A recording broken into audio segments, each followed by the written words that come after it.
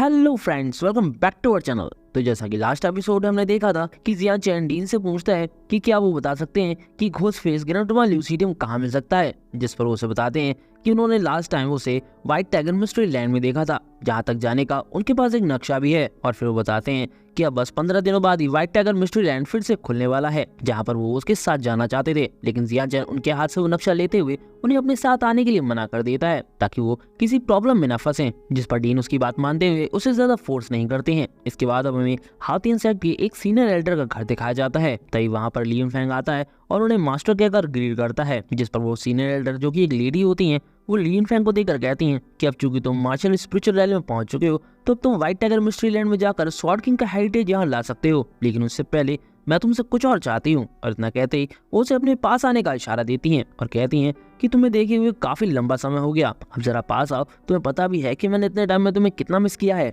अपने मास्टर के ऐसे इशारों को देखकर लियन फैंग थोड़ा सतर्क हो जाता है और फिर धीरे धीरे अपने मास्टर के पास चला जाता है और उनके सामने बैठ जाता है, जिस पर उसकी मास्टर उसके गाल को बड़े प्यार से सहलाती हैं और कहती हैं कि जब मुझे पता लगा कि तुम जियान चैन से हार रहे हो तो मुझे तुम्हारे लिए बहुत बुरा लगा। कहो तो जियान चैन को मैं तुम्हारे लिए खत्म करा सकती हूँ, क्योंकि वो भी अभी व्हाइट टाइगर मिस्ट्री लैंड में जाने वाला है, लेकिन उससे पहले तुम्हें मेरे लिए एक काम करना होगा। ये सुनते ही लियन फैंग के कान खड़े हो जाते हैं और वो सतर्क होते हुए तुरंत ही उनके हाथ को झटक देता है और मना कर देता है कि उसे उसके ऑफर की कोई जरूरत नहीं है, क्योंकि वो जियान चैन को खुद मारकर अपनी ह्यूमिलिएशन का बदला लेना चाहता है। इतना कहते ही वो वहां से जाने लगता है और जाते जाते कहता है कि मैं आपको स्वॉर्ड किंग के साथ साथ जियान चैन का सिर भी ला कर दूंगा, जिस पर उसकी मास्टर मनीमन कहती है कि आखिर वो बेकार से इंसान का सिर किसे चाहिए, मुझे तो बस स्वॉर्ड किंग का हेरिटेज चाहिए, जिसके बाद तुम और तुम्हारी बॉडी मेरी हो जाएगी। क्यों मेरे प्यारे पिल मेकिंग फर्नेंस। वहीं जाते जाते लियन फैंग अपने मास्टर को देखकर सोचता है कि ये कभी नहीं सुधरेगी, ये हमेशा ही मेरा फायदा उठाना चाहती है। एक बार मेरे हाथ स्वॉर्ड किंग का हेरिटेज लग जाने दो, फिर मैं बताऊंगा कि आखिर मैं भी क्या चीज हूँ। जिसके बाद ये सीन शिफ्ट होकर सीधे जियान चैन पर आ जाता है, जो कि व्हाइट टाइगर मिस्ट्री लैंड में पहुंच चुका था और वो एक पेड़ पर बैठकर उस मैप को देख रहा होता है और उससे पता लगता है कि इस समय वो व्हाइट टाइगर मिस्ट्री लैंड के हर्ब एंशिएंट हर्ब गार्डन के सामने बैठा हुआ है। इसीलिए वो तुरंत ही वहां के लिए निकल जाता है, क्योंकि वहां पर उसे घोस्ट फेस ग्रेनेटोमा ल्यूसीडियम मिलने की चांसेस सबसे ज्यादा होते हैं। इसके कुछ देर बाद हमें व्हाइट टाइगर मिस्ट्री लैंड के एंट्रेंस गेट को दिखाया जाता है, जहाँ पर कई सारे लोगों की भीड़ होती है। वहीं पर हमें 9 एरेसेट को दिखाया जाता है, जिसके डिसेबल्स अपनी हरकतों से बाज नहीं आ रहे होते हैं और वो लोग इस जगह को भी अपने बाप की जागीर समझकर किसी को भी अंदर जाने से मना करते हैं, वरना वो उन्हें जान से मार देंगे। ये चीज देखते ही वहाँ के सभी लोग एकजुट हो जाते हैं और इनसे फाइट करने के लिए रेडी हो जाते हैं। ये चीज देखते ही 9 एरेसेट के डिसेबल्स का लीडर अपने चारों ओर एक एरे को परफॉर्म करने लगता है और अपने चारों ओर एक मजबूत शील्ड को क्रिएट कर लेता है, जिसके ऊपर 3-3 ड्रैगन्स होते हैं और इन्हें देखकर वहाँ खड़े लोग डर जाते हैं, क्योंकि ये 9 एरेसेट का सबसे powerful array triple dragon gate array होता है। जिसे देखकर जियान चैन को 9 एरेसेट पर बहुत ज्यादा गुस्सा भी आता है,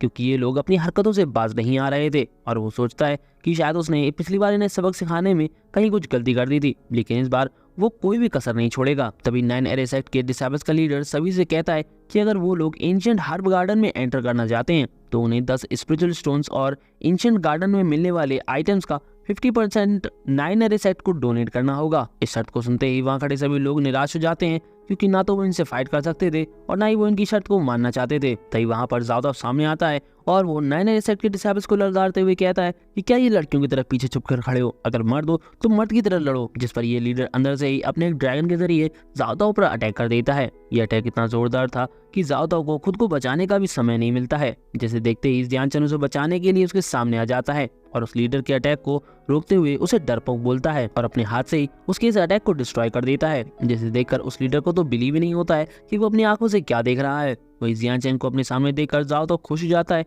जिस पर जियान चैन उससे कहता है कि इस फॉर्मेशन को कमजोर समझने की गलती मत करो, ये एक स्ट्रॉन्ग फॉर्मेशन है। और फिर कहता है कि अब चूंकि तुम्हारे पास ग्रेड 6 का वेपन है तो आज मैं तुम्हें सिखाता हूँ कि ऐसे अटैक्स को किस तरीके से डिस्ट्रॉय किया जाता है। इस पर वो डिसेबल्स का लीडर जियान चैन का मजाक उड़ाने लगता है और उसे लगता है कि जियान चैन उसका ये अटैक का भी डिस्ट्रॉय नहीं कर पाएगा। इसलिए वो उससे कहता है कि चलो मैं भी देखता हूँ कि तुम कितने ज़्यादा पावरफुल हो, अब मैं तुम्हें 1 महीने का समय देता हूँ और इस टाइम में अगर तुमने इस पर एक खरोच भी डाल दी तो मैं अपनी हार मान जाऊंगा। इस पर जियान चैन उसकी बेवकूफ़ी को देखकर हंसते हुए कहता है कि बेटा मुझे तुम्हारे समय की जरूरत नहीं है, मैं बस अपनी एक उंगली से ही इसे अभी के अभी डिस्ट्रॉय कर सकता हूँ। जियान चैन की इस बात पर 9 एरेसेट के सभी डिसेबल्स उस पर हंसने लगते हैं, क्योंकि उन्हें लगता है कि जियान चैन उनकी पावर को देखने के बाद सदमे में चला गया है, इसीलिए वो बहकी बहकी बातें कर रहा है। लेकिन इन्हें क्या पता कि जब जियान चैन अपनी पावर दिखाएगा तो इन्हें सदमा लग जाएगा। लेकिन इन सब चीजों से अनजान ये लोग जियानचन का लगातार मजाक उड़ाते हैं और ताव में आकर इनका लीडर भी जियानचन से कह देता है कि अगर तुमने वाकई एक उंगली से इस फॉर्मेशन को डिस्ट्रॉय कर दिया तो तुम चाहो तो मेरे सिर के साथ फुटबॉल भी खेल लेना। अब इस बेचारे को कौन ही समझाए कि जियानचन उसके साथ क्या क्या करने वाला है, वो सोच भी नहीं सकता है। तभी जियानचन अपनी पावर का थोड़ा सा नमूना दिखाते हुए अपनी फिंगर से उस एरे को टच कर लेता है। उसके ऐसा करते ही वो एरे धीरे धीरे चटकने लगता है और देखते ही देखते टुकड़ों में बिखर जाता है, जिसे देखकर इन डिसेबल्स के लीडर को बिलीव ही नहीं होता है और उसे लगता है कि ये कोई हेलुसिनेशन है। जिस हेलुसिनेशन से जगाने के लिए ज़्यादा सामने आता है और भागकर जाकर एक पंच जोरदार इसके मुंह पर जड़ देता है, जिसकी वजह से इसको हेलुसिनेशन और रियलिटी का फर्क समझ में आने लगता है। लेकिन ज़्यादा इसे बिल्कुल मौका न देते हुए इसकी छाती पर पैर रख देता है और कहता है कि जैसा कि तुमने कहा था कि मास्टर लिंग अगर तुम्हारे इस एरे को डिस्ट्रॉय कर देते हैं तो तुम अपना सिर उन्हें फुटबॉल खेलने के लिए दोगे। तो अब चलो, तुम्हारे प्रॉमिस पूरा करने की बारी आ गई है। लेकिन तभी जियानचन उसे टोकते हुए समझाता है कि जो समझदार लोग होते हैं उन्हें इन सब चीज़ों में नहीं पड़ना चाहिए, वो लोग ऐसी चीज़ों को इग्नोर करना ही बेहतर समझते हैं। इतना कहते हुए वो एंशिएंट हर्ब गार्डन के अंदर आ जाता है, जिसके बाद हमें एंशिएंट हर्ब गार्डन के अंदर का सीन दिखाया जाता है जहाँ पर हम 9 सेट के 2 एल्डर्स को देख पाते हैं जो कि हाथियन सेट के बारे में कुछ बुरा करने का सोच रहे थे, लेकिन वो पकड़े ना जाएं इस बात की भी काफ़ी ज़्यादा वो केयर कर रहे थे। लेकिन अब जैसे ही ये लोग यहाँ से जाने वाले होते हैं कि तभी एक एल्डर को कुछ आवाज़ें सुनाई देती हैं और वो दूसरे को बताता है कि लगता है कि उनका एरे किसी ने तोड़ दिया है। ये बात सुनते ही वो दूसरा वाला एल्डर भी काफ़ी ज़्यादा हैरान हो जाता है। तभी दोनों लोग सामने देखते हैं कि उनके सामने 2 तलवारबाज चले आ रहे हैं और ये कोई और नहीं जियानचन और ज़ाओ होते हैं। और हम देखते हैं कि ज़ाओ के चेहरे पर अभी भी काफ़ी गुस्सा होता है और जैसे ही बाकी के लोग भी इन दोनों एल्डर्स को देखते हैं तो इन्हें पहचान जाते हैं और वो जियानचन को बताते हैं कि ये दोनों ही 9 सेट से बिलोंग करते हैं और ये लोग यहाँ आए हैं, इसका मतलब यहाँ कुछ ज़रूर गड़बड़ चल रही है क्योंकि ये लोग ऐसे ही इस जगह पर नहीं आएंगे। इन लोगों की ये बातें सुनकर एक एल्डर जिसके पास छड़ी होती है वो जियानचन से कहता है कि मुझे नहीं लगा था कि हम लोगों की मुलाकात तुमसे फिर से हो जाएगी, लगता है तुम ही वो हो जिसने उस एरे को तोड़ा था। जिस पर जियानचन कहता है कि अपने उस कचरे को एरे से कंपेयर मत करो और फिर उसे रास्ते से हटने के लिए भी कहता है। ये सुनते ही ये एल्डर भड़क जाते हैं और जियानचन पर चिल्लाते हुए कहते हैं कि तुम्हारी हिम्मत कैसे हुई हमारी बेइज्जती करने की, मैं तुम्हें जान से मार दूंगा। इतना कहते ही ये दोनों एल्डर एक साथ अपनी पावर का यूज करते हुए किसी फॉर्मेशन को बनाने लगते हैं और जियानचन से कहते हैं कि भले तुम्हें अभी लग रहा हो कि तुम इनविंसिबल हो क्योंकि तुमने ट्रिपल ड्रैगन गेट एरे को तोड़ दिया है, लेकिन तुम हमारी पावर के आगे कुछ भी नहीं हो। इतना कहते ही उनका ये ज्वाइंट अटैक एरे भी रेडी हो जाता है, जिसकी वजह से वहां पर एक स्पिरिचुअल पपेट अपीयर हो जाता है, जिसके बारे में एल्डर लू बताते हैं कि इसका एक अटैक किसी भी मार्शल स्पिरिचुअल रेल्म के अर्ली स्टेज के बंदे को खत्म करने के लिए काफी होता है और उन्हें लगता है कि जियानचन इससे नहीं बच पाएगा। वहीं ज़ाओ इन लोगों की बात को सुनकर इतना ज्यादा घबरा जाता है कि वो जियानचन से यहाँ से चलने के लिए कहने लगता है, जिस पर जियानचन उससे कहता है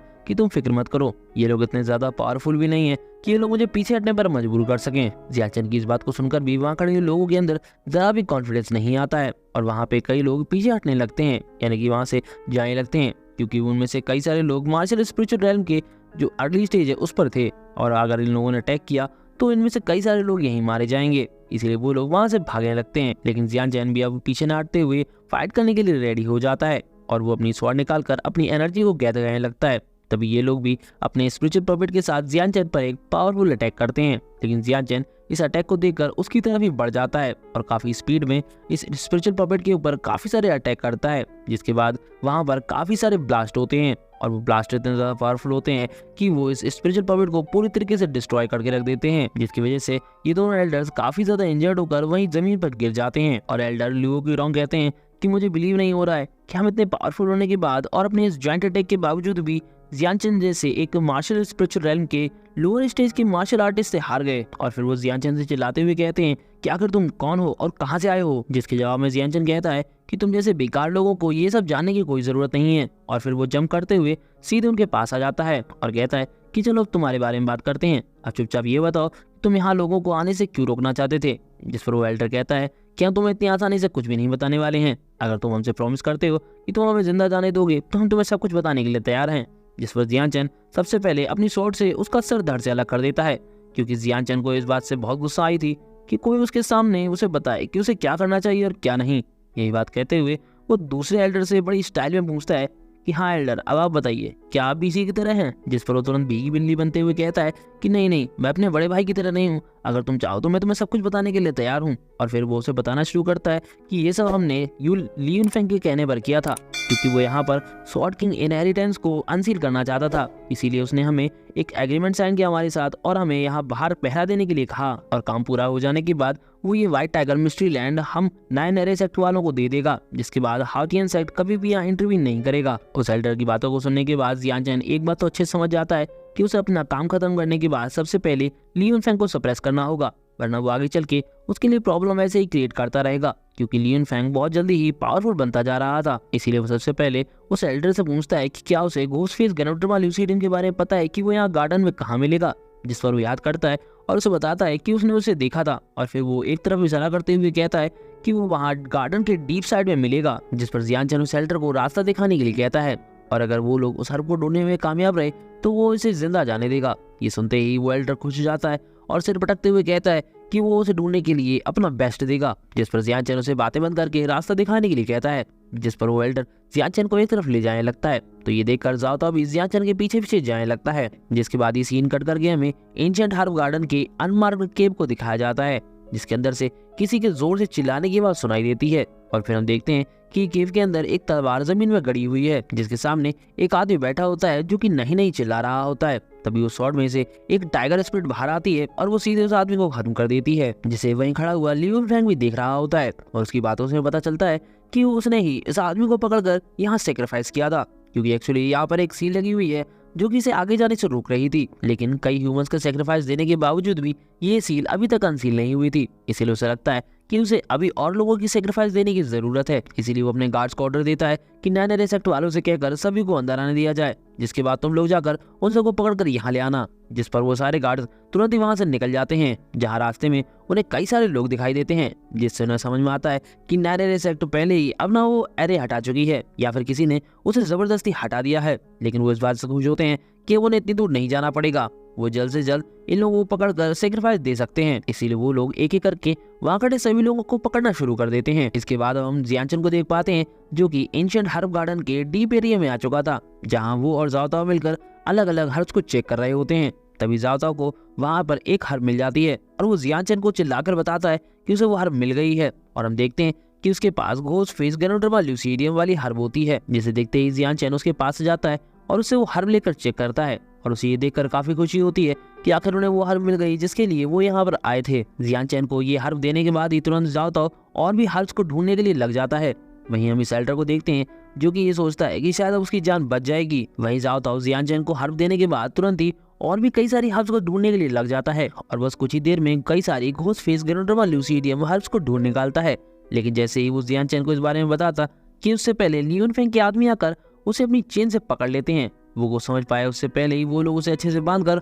वहां से उड़ाकर ले जाने लगते हैं। ये देखते ही वो जियान चैन को अपनी मदद के लिए चिल्लाने लगता है और ये सुनकर जियान चैन तुरंत ही उसकी हेल्प के लिए आने लगता है। लेकिन उसका रास्ता रोकने के लिए वहां पर एक और आदमी आ जाता है और वो भी जियान चैन को एक नॉर्मल पर्सन समझकर उस पर अपनी चेन से अटैक करने वाला होता है। ये देखते ही जियान चैन भी अपनी स्वॉर्ड निकाल लेता है और अपनी पावर को एक्टिवेट करते हुए उस पर बस एक स्लैश मार देता है। उसका स्लैश इतना ज्यादा पावरफुल होता है कि वो आदमी अपने बर्ड के साथ जाकर एक पेड़ से टकरा जाता है और वो दोनों वहीं के वहीं ढेर हो जाते हैं। तभी वो एल्डर जियान चैन के पास आता है और उसे इस आदमी को देखते हुए बताता है कि मैं इसे जानता हूँ, ये तो ली युनफेंग का आदमी है। ली युनफेंग का नाम सुनते ही जियान चैन को ली युनफेंग पे बहुत ज्यादा गुस्सा आता है और वो उसे कसम खाता है कि वो उसे नर्क में पहुंचा कर रहेगा। अब चूंकि यहाँ पर ली युनफेंग की बात हो रही है, इसलिए अब हमें ली युनफेंग को दिखाया जाता है, जहाँ पर हम सामने उसकी जो फॉर्मेशन होता है उसके बीस्ट को देखते हैं, जहाँ उसने अभी तक कई लोगों का सेक्रीफाइस ले लिया होता है। इतने सारे लोगों का सेक्रीफाइस लेने के बाद ये टाइगर स्पिरिट अपग्रेड हो जाती है और हम देखते हैं कि इसके पंख भी निकल आते हैं और ये जोर से दहाड़ मारती है, जिसे देखकर ली युनफेंग सोचता है कि अगर ये ब्लड टाइगर इसी तरीके से इवॉल्व होता रहा तो बस मुझे स्पिरिचुअल रैम के 100 लोगों का सेक्रीफाइस देना होगा, जिसके बाद यहाँ की सील हट जाएगी। लेकिन अगर मैं जियान चैन का सेक्रीफाइस दे पाया तो शायद ये और जल्दी हट जाएगी। तभी वहां पर उसके सोल्जर्स वापस आ जाते हैं और वो ली युनफेंग को बताते हैं कि उसके ऑर्डर्स के हिसाब से यहाँ पर ज्यादातर लोगों को पकड़कर लाया जा चुका है और इन लोगों की टोटल संख्या 50 होती है। तभी वो लोग चिल्लाते हुए ली युनफेंग से कहते हैं कि ली युनफेंग आखिर तुम करना क्या चाहते हो, तुम भी तो हमारी तरह ये हाउतियन सेक्ट के डिसाइबल हो, तो तुम हमें इस तरीके से यहाँ पकड़कर क्यों लाए हो। अगर हमारे सेक्ट को पता लग गया कि तुम यहाँ पर ब्लड एरे को डिफाइन करने के लिए हम लोगों की बलि दे रहे हो तो वो तुम्हें छोड़ेंगे नहीं, वो तुम्हें बहुत दर्दनाक मौत देंगे। जिस पर ली युनफेंग मुस्कुराते उनकी तरफ देखता है और कहता है कि जो लोग मरने वाले होते हैं उन्हें इतना ज्यादा बोलने की जरूरत नहीं है, और वैसे भी तुम लोग सोचो, अगर तुम लोग मर जाओगे तो तुम्हारे घर वालों का जो पैसा है वो भी बचेगा, उनका अनाज भी बचेगा, है कि नहीं। इसी के साथ वो अपने गार्ड्स को कहकर उन लोगों को एरे में भेजने के लिए कहता है ताकि ये सेक्रीफाइस सेरेमनी कंप्लीट हो सके। लेकिन ये सब होती उससे पहले ही वहां पर उसके पीछे एक बड़ा सा ब्लास्ट होता है जो कि जाओ ताओ ने किया था, और हम देखते हैं कि जाओ ताओ ने ली युनफेंग के गार्ड्स को बहुत बुरी तरीके से पीटा हुआ था, और वो ली युनफेंग से कहता है कि तुम ये अच्छे से जानते हो कि डिसेबल्स के ब्लड से किसी भी प्रकार की रिफाइनिंग करना एक टेरिबल क्राइम होता है, इसीलिए जल्द से जल्द ये सब रोक दो, वरना तुम्हारे लिए बिल्कुल भी अच्छा नहीं होगा। उसकी बात सुनकर ली युनफेंग उससे कहता है कि देखने में तो तुम काफी ताकतवर लग रहे हो, लेकिन इसका ये मतलब नहीं है कि तुम मेरे सामने खड़े होकर हीरोपंती दो। जिस पर जाओ ताओ भी कहता है कि मुझे ये अच्छे से पता है कि मैं तुम्हें हरा नहीं पाऊंगा, लेकिन कोई बात नहीं, मेरे मास्टर लिंग को आ जाने दो, वो तुम्हारी चटनी बना देंगे। जिस पर वो कहता है कि बेटा मेरी चटनी बाद में खा लेना, लेकिन पहले अपने मास्टर को तो लेके आओ, कहीं ये तुम्हारा मास्टर लिंग वो तो नहीं है जिसके बारे में मैं सोच रहा हूँ, वो उल्लू का पट्टा लिंग जियांचेन, और अगर ऐसा ही है तो मैं उसके लिए पहले से ही तैयार हूँ। इतना कहते ही वो अपने हाथ में एक अजीबोगरीब पावर को अपीयर कर लेता है, जिसे देखते ही जाओ ताओ के होश उड़ जाते हैं और वो समझ जाता है कि ये तो एक ट्रैप था। लेकिन अब इस सब को समझने के लिए काफी देर हो चुकी थी, क्योंकि ली युनफेंग ने जाओ ताओ पर अटैक कर दिया था। जाओ ताओ जैसे तैसे करके उसके पहले अटैक को तो डॉज कर लेता है, लेकिन उसका दूसरा अटैक और ज्यादा पावरफुल होता है जो कि बिल्कुल सटीक होता है, इसलिए उसे लगता है कि वो नहीं बच पाएगा। लेकिन उसकी किस्मत अच्छी होती है जो कि जियांचेन वहाँ टाइम पर आ जाता है और सीधे ली युनफेंग के हाथ पर अटैक कर देता है, जिसकी वजह से ली युनफेंग का हाथ इंजर्ड हो जाता है और वो थोड़ा पीछे हट जाता है, जिसकी वजह से जाओ ताओ की जान बच जाती है। और जियांचेन ली युनफेंग से कहता है कि तुम्हारे अंदर इतनी हिम्मत आ गई कि तुम मेरे होते हुए मेरे लोगों पर हमला कर रहे हो, और फिर स्वॉर्ड उसकी तरफ पॉइंट करते हुए कहता है कि तुम अपने बाप की तरह ही दूसरों की जिंदगियों को अपने फायदे के लिए रिस्क में डाल रहे हो। जिस पर वो हंसता है और कहता है कि तुम्हारे हाथों से मरने के लिए मैं अपने बाप की तरह बेवकूफ नहीं हूँ, मैंने पहले ही ये गैस कर लिया था कि तुम आज के दिन यहाँ पर जरूर आओगे। जिस पर जियांचेन भी एटीट्यूड में कहता है कि अच्छा तो फिर दिखाओ तुमने मेरे लिए क्या तैयारी की है। जिस पर ली युनफेंग उसे ध्यान से देखने को कहते हुए अपने दोनों हाथ जोड़ लेता है और अपनी पावर्स को अपीयर करते हुए वहां लगे हुए ब्लड स्पिरिट एरे को एक्टिवेट कर देता है, जिसकी वजह से उस एरे का ब्लड टाइगर स्पिरिट जियांचेन पर अटैक करने के लिए उसकी तरफ बढ़ जाता है। जिसे देखते हुए ली युनफेंग जोर जोर से हंसने लगता है और कहता है कि यही वो गिफ्ट है जो कि मैंने तुम्हारे लिए प्रिपेयर किया जियांचेन, इसे ध्यान से देखो। इस ब्लड टाइगर स्पिरिट को देखने के बाद तो जाओ ताओ अंदर से हिल जाता है और वो जियांचेन को तुरंत यहाँ से भागने के लिए कहता है, क्योंकि उसके हिसाब से ब्लड टाइगर स्पिरिट को रोक पाना इतना आसान नहीं है। इस पर जियांचेन कहता है कि तुम बस रिलैक्स करो और देखो कि मैं इसे किस तरीके से डिस्ट्रॉय करता हूँ। इतना कहते ही वो इस ब्लड टाइगर स्पिरिट की तरफ बढ़ जाता है और अपनी स्वॉर्ड से उस पर अटैक करते हुए कहता है कि ये ट्रिक्स बस मेरे सामने कचरा है। इतना कहते ही वो ब्लड टाइगर स्पिरिट को चीरते हुए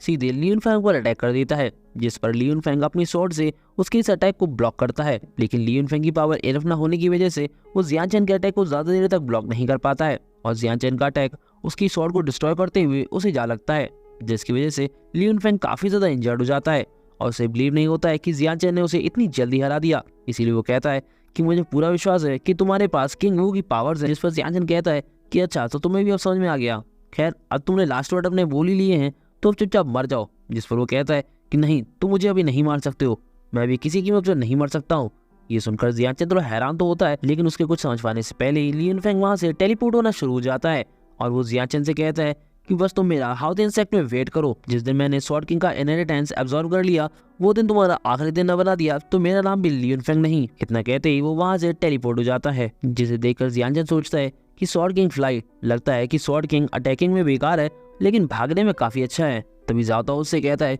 कि मास्टर लिंग, मुझे लगता है कि स्वॉर्ड किंग की पावर काफी ज्यादा स्ट्रांग है और अगर ली युनफेंग ने उनके इनहेरिटेंस को इनहेरिट कर लिया और उससे अच्छे से समझ लिया तो वो किंग वू की पावर्स को भी हासिल कर लेगा, जिसकी वजह से वो काफी ज्यादा पावरफुल हो जाएगा और इसकी वजह से हमें काफी सारे कॉन्सिक्वेंसेस झेलने पड़ सकते हैं। तो जियांचेन उससे कहता है कि तुम फिक्र मत करो, अगर वो किंग वू की पावर्स को हासिल भी कर लेता है तो बस मुझे एक छोटी सी कीमत चुकानी होगी, जिसके बाद मैं उसे इजीली खत्म कर दूंगा। और इसी के साथ वो जाओ ताओ को यहाँ से चलने के लिए कहता है क्योंकि यहाँ का सारा काम खत्म हो चुका था। जियांचेन की ये बातें सुनने के बाद जाओ ताओ हैरान रह जाता है और वो सोचने लगता है कि आखिर जियांचेन की रियल स्ट्रेंथ कितनी होगी जो वो इतनी आसानी से किसी किंग वू के लेवल के बंदे को मारने की बात कर रहा है। लेकिन फिर वो इस बात को यहीं ड्रॉप करते हुए जियांचेन के साथ यहाँ से चला जाता है। अभी सीन कट होता है और हमें ली युनफेंग का सीन दिखाया जाता है जो कि हेल्प के लिए अपने मास्टर के पास आया होता है, क्योंकि वो इस समय काफी ज्यादा इंजर्ड होता है और उसी के साथ उसे जियांचेन पर भी काफी गुस्सा आ रहा होता है, क्योंकि उसने कभी नहीं सोचा था कि जियांचेन जैसा इंसान अपनी पावर्स को हाइड करके भी रख सकता है। इसीलिए वो जल्द से जल्द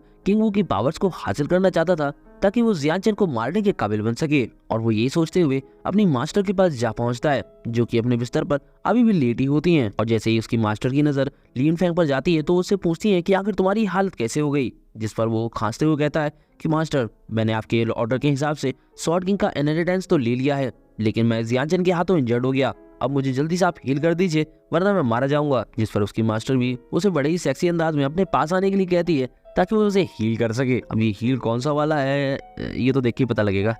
लियन फेंग की मास्टर लियन फेंग को अपने पास बुलाने के बाद मनी मन एक इविल स्माइल देती हैं, क्योंकि वो लियन फेंग को अपने लिए यूज करना चाहती थी। अब इस समय लियन फेंग ऑलरेडी इंजर्ड है, इसलिए वो उससे ज्यादा फाइट भी नहीं कर सकता है। इसलिए वो लियन फेंग की सारी कल्टीवेशन को अपने अंदर एब्जॉर्ब करके उसे खत्म कर देंगी। इतना ही नहीं, वो स्वॉर्ड किंग की इनहेरिटेंस को भी एब्जॉर्ब कर लेंगी, जैसे कि वो इजीली किंग वो के रेल्म में एंटर कर जाएंगी। और लियन फेंग को देखकर ऐसा लगता है कि जैसे कि वो अपने मास्टर के गलत इरादों के बारे में अच्छे से जानता है। इसके बावजूद भी वो अपने मास्टर के पास पहुंच जाता है और उनका हाथ पकड़ते हुए उसकी हेल्प करने के लिए कहता है, जिस पर उसकी मास्टर भी उसे अपने गले लगाते हुए कहती हैं कि चलो मैं तुम्हें हील करती हूँ। और फिर कहती हैं कि यूनफेंग, तुम्हें पता है कि मेरे पास एक स्पेशल मेथड है जिसकी वजह से तुम्हारी स्ट्रेंथ बस यूं चुटकियों में हील हो जाएगी। और ऐसा वो उसके मुंह में उंगली देते हुए कह रही होती हैं, जिस पर लियन फेंग भी उनकी उंगली को चूसते हुए कहता है कि मास्टर, आप जो भी कहेंगी मैं वो सब करने के लिए रेडी हूँ। जिस पर उसकी मास्टर ओके बोलते हुए अपने कपड़े उतारने लगती है। तो ये देखकर लियन फेंग चौंक जाता है और सोचता है कि आखिर ये मौका इतनी जल्दी कैसे आ गया। उसका इतना ही सोचना था कि उसकी मास्टर उसके पास आ जाती हैं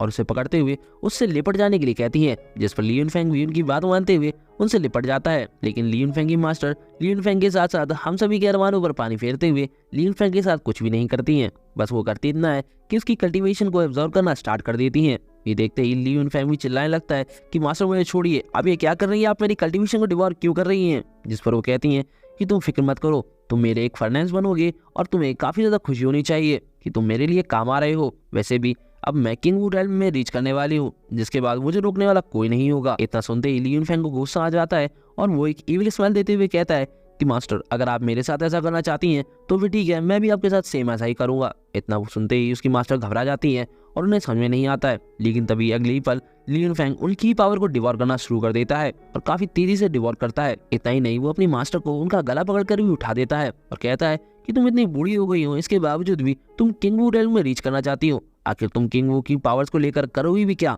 मैं तो भी जवान हूँ, इसलिए तुम चुपचाप अपनी पावर्स मुझे दे दो, कम से कम वो मेरे काम तो आएगी। तो इस पर उसकी मास्टर कहती हैं कि इम्पॉसिबल, आखिर तुम्हें इस डिवॉर्निंग टेक्निक के बारे में कैसे पता? जिस पर वो हंसते हुए कहता है कि मास्टर, शायद आप अच्छे से जानती नहीं है कि ये मूव भी स्वॉर्ड किंग के इनहेरिटेंस में शामिल होता है। इतना कहते ही वो उनकी पावर्स को और भी तेजी से एब्जॉर्ब करने लगता है। जिस पर उसकी मास्टर मरते हुए कहती है कि नहीं, तुम मेरे साथ ऐसा नहीं कर सकते हो, तुम मुझे नहीं मार सकते हो। अगर तुमने मुझे मार दिया तो हाथियन सेक्ट वाले तुम्हें कभी भी जिंदा नहीं छोड़ेंगे। जिस पर वो हंसते हुए कहता है कि तुम उसकी फिक्र मत करो, तुम बस चुपचाप मर जाओ, क्योंकि किंग वू की पावर्स को हासिल करने के बाद हाथियन सेक्ट मेरे सामने कुछ नहीं रह जाएगा। इतना कहते ही वो अपनी मास्टर का खेल खत्म करने के लिए उनके सिर पर अपना हाथ रख देता है, जिसके ऐसा करते ही उसकी सारी पावर्स निकल कर लियन फेंग के अंदर चली जाती हैं, जिसकी वजह से उसकी मास्टर वहीं मारी जाती है। जिसके बाद वो अपने मास्टर के ऊपर पैर रखते हुए सामने जाकर बैठ जाता है और वो अपनी कल्टीवेशन प्रैक्टिस करने लगता है ताकि वो उनकी पावर्स को अच्छी तरीके से रिफाइन कर सके और फिर उन्हें अपनी स्वॉर्ड किंग इनहेरिटेंस के साथ इंटीग्रेट करके किंग वू रेल्म को ब्रीच कर सके, किंग वू रेल्म में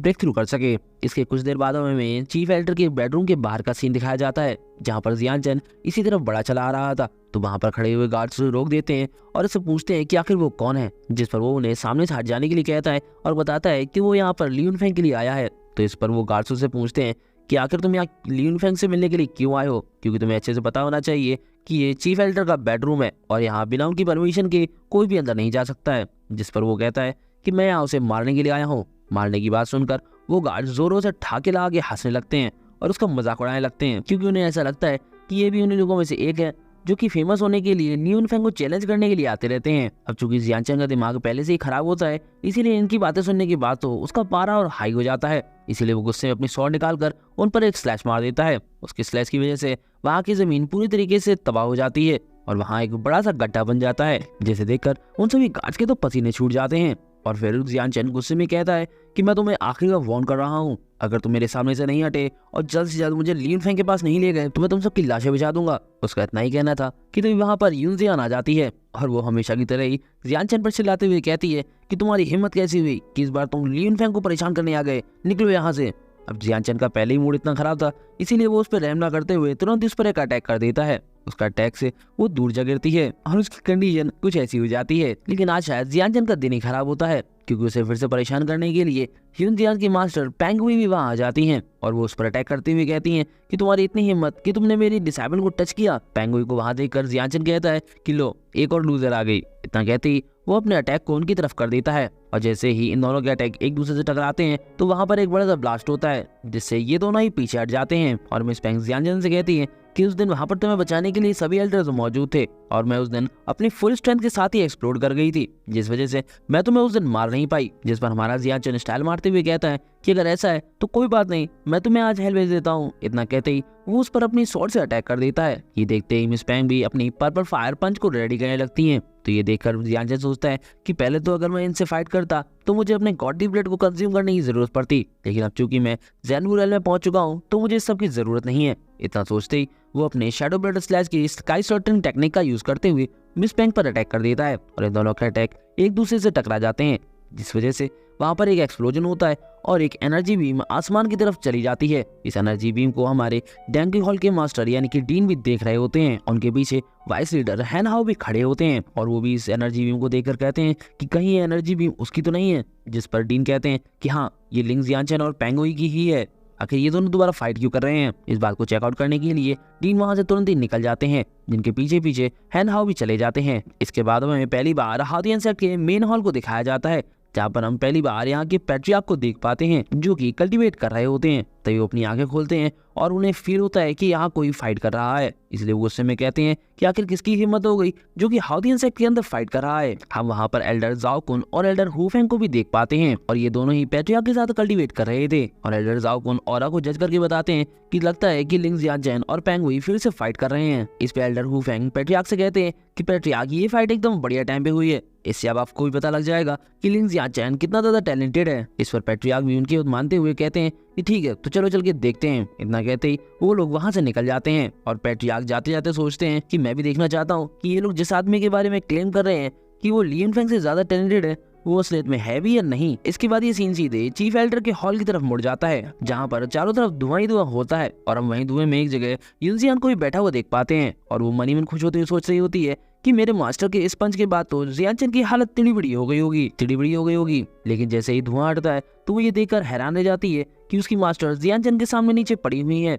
और वो इंजर्ड भी है। इतना ही नहीं, जियान चैन को जरा भी खरोच नहीं आई होती है। तभी जियान चैन मिस पेंग से कहता है कि मेरे दिल में आपके लिए कोई नफरत नहीं है, इसके बावजूद भी आपने छोटी सी बात पर मेरी जान लेने की कोशिश की। ये सब देखते हुए आप इस कल्टीवेशन बेस और एल्डर होने के लायक नहीं है। और फिर वो वहां से जाते हुए कहता है कि आपने इविल पाथ को चूज किया है और अगर नहीं तो अपने अंदर की बुराई को खत्म करके अपने अंदर के डीमन को जल्द से जल्द खत्म कर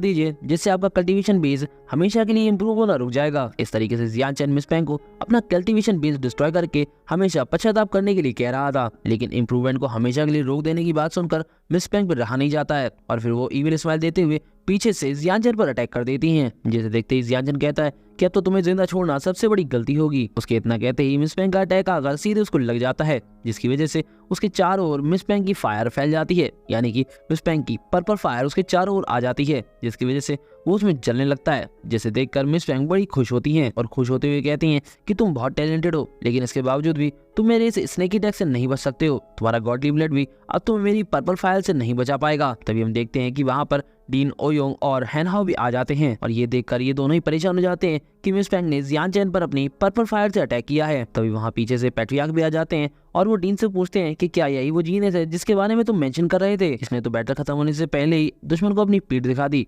जिससे साफ पता चल जाता है कि उतना भी स्ट्रांग नहीं है जितना कि तुमने क्लेम किया था। उन्हें वहां देखकर डीन और वाइस लीडर उनके सामने झुक जाते हैं और उन्हें रिस्पेक्ट देते हुए कहते हैं कि प्लीज आप जियान चैन को बचा लीजिए, वो हमारे पास इकलौता ऐसा इंसान है जो पिल्स अरे और वेपन रिफाइनमेंट आर्ट में सबसे ज्यादा स्किलफुल है। इतना ही नहीं, एल्डर जाओ कुन और एल्डर हुफेंग भी जियान चैन की जान बचाने के लिए पैट्रियार्क से रिक्वेस्ट करने लगते हैं। इस पर पैट्रियार्क बताते हैं कि पेंगुई की purple fire already peak level को रीच कर चुकी है, इसका मतलब कि अब उसे भगवान भी नहीं बचा पाएंगे। पैट्रियार्क की ये बात सुनते ही हैन हाओ और डीन के पैरों तले तो जमीन खिसक जाती है और डीन गुस्से में आकर मिस पेंग से कहते हैं कि मिस पेंग, तुम्हारी हिम्मत कैसे हुई कि तुमने हमारे सेक्ट के रूल्स को इग्नोर किया और बिना परमिशन के इलाइट डिसेबल को मार दिया? आज तुम्हें इसके लिए सजा जरूर मिलेगी। इस पर मिस पेंग हंसते हुए कहते हैं कि मिस्टर ओयोंग यहाँ पर तुम थोड़ा गलत हो। जियान चैन ने बिना किसी परमिशन के ही चीफ एल्डर के बेडरूम में जाने की हिम्मत की और इसीलिए मैंने सेक्ट के रूल्स के अकॉर्डिंग ही उसे मौत की सजा दी। और फिर वो जोर जोर से हंसने लगती है। तभी जियान चैन की आवाज आती है और वो कहता है कि तुम मुझे मारना चाहती हो, तुमसे किसने कह दिया कि तुम्हारे अंदर इतनी ताकत है कि तुम मुझे मार सकती हो। इतना कहते ही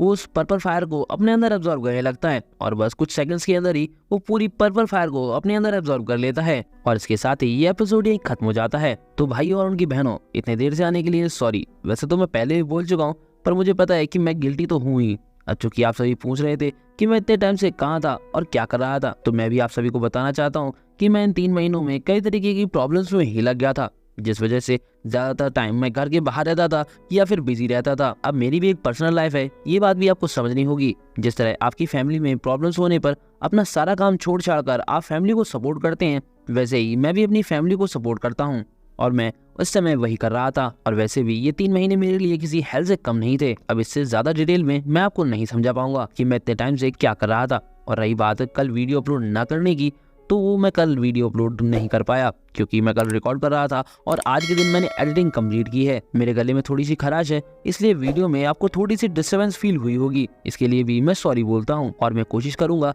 कि अब से आपको इतना ज्यादा परेशान ना करूँ। वैसे मुझे आपसे एक शिकायत भी है, आप लोग अपने कमेंट्स में मुझे कुछ ज्यादा ही डांट देते हैं, जो कि बिल्कुल अच्छी बात नहीं है। हाँ, मैं जानता हूँ कि आप सभी मुझसे बहुत प्यार करते हैं और मुझे काफी सपोर्ट भी करते हैं, लेकिन हमारे ये भाई SS NMYT मुझे हमेशा ही जान से मारने पर लगे रहते हैं। मैं भाई इनसे पूछना चाहता हूँ कि आखिर मैंने आपका बिगाड़ा क्या है, क्या बिगाड़ा है जो आप इतने गुस्से में हैं कि भाई मुझे हर बार अपनी कमेंट से मारने की कोशिश करते हैं। वैसे भी मैं ये क्यों बोल रहा हूँ, मुझे तो शायद लगता भी नहीं होगा कि हमारे ये भाई अभी देख भी रहे होंगे वीडियो या नहीं देख रहे होंगे, आई डोंट नो। खैर, अब कर भी कह सकते हैं। तो मिलते हैं नेक्स्ट एपिसोड में, तब तक के लिए टाटा बाय बाय और अपना प्यार और सपोर्ट इसी तरीके से बनाए रखिएगा और जो भी गलतियां हो अपने भाई को उसके लिए माफ करते रहिएगा। एंड लास्ट में थैंक्स फॉर वॉचिंग।